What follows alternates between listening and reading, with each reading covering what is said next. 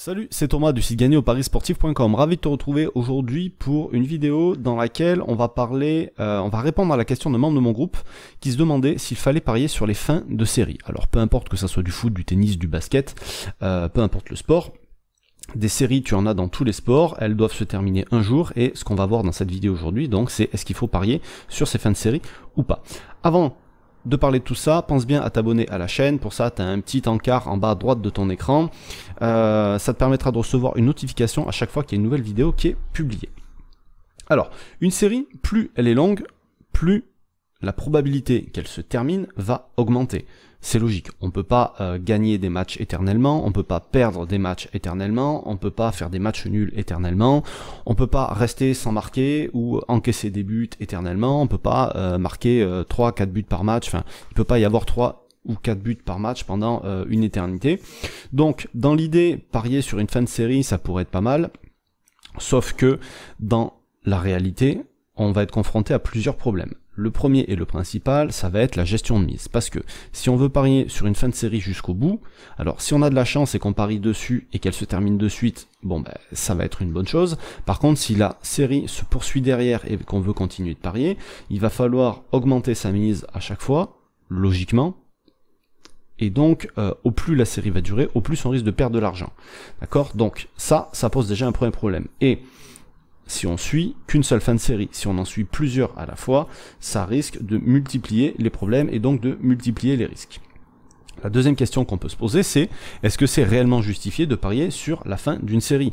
Parce que, donc là je vais te montrer avec l'exemple avec Liverpool, selon contre qui joue Liverpool, bah, c'est pas forcément justifié de parier sur une fin de série.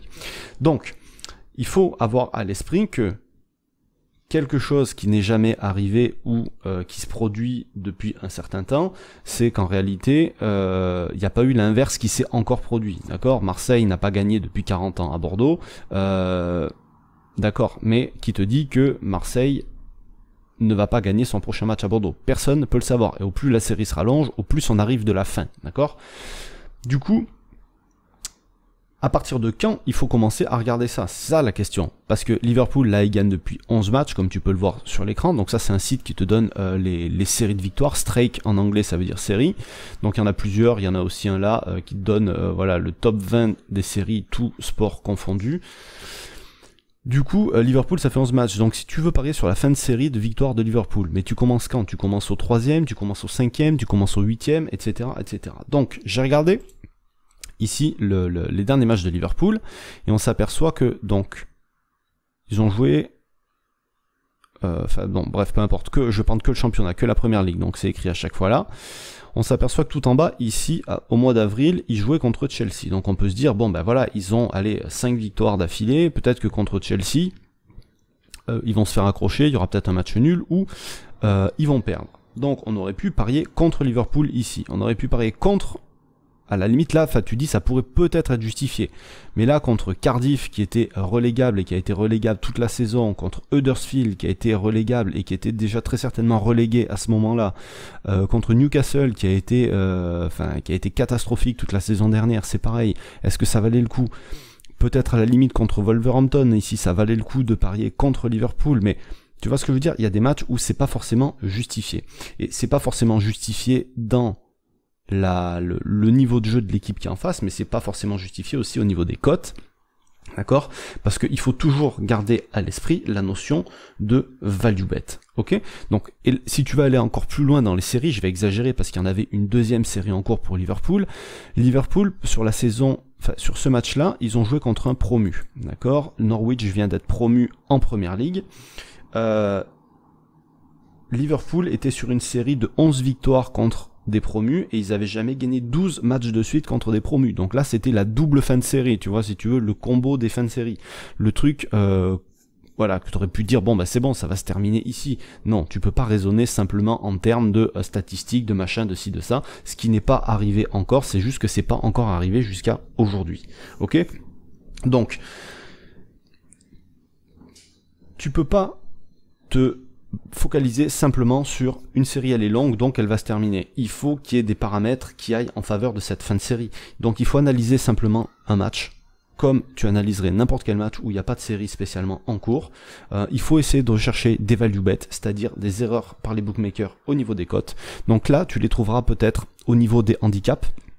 D'accord, alors j'ai regardé un petit peu, sur le match de Chelsea, bon il n'y avait pas grand chose à part la chance double qui était intéressant, sur le match de Cardiff ici, le handicap +2 en faveur de Cardiff était coté à +2, donc ça aurait pu être intéressant, mais ça aurait été remboursé, alors handicap de 2 chez lesbookmakers.com.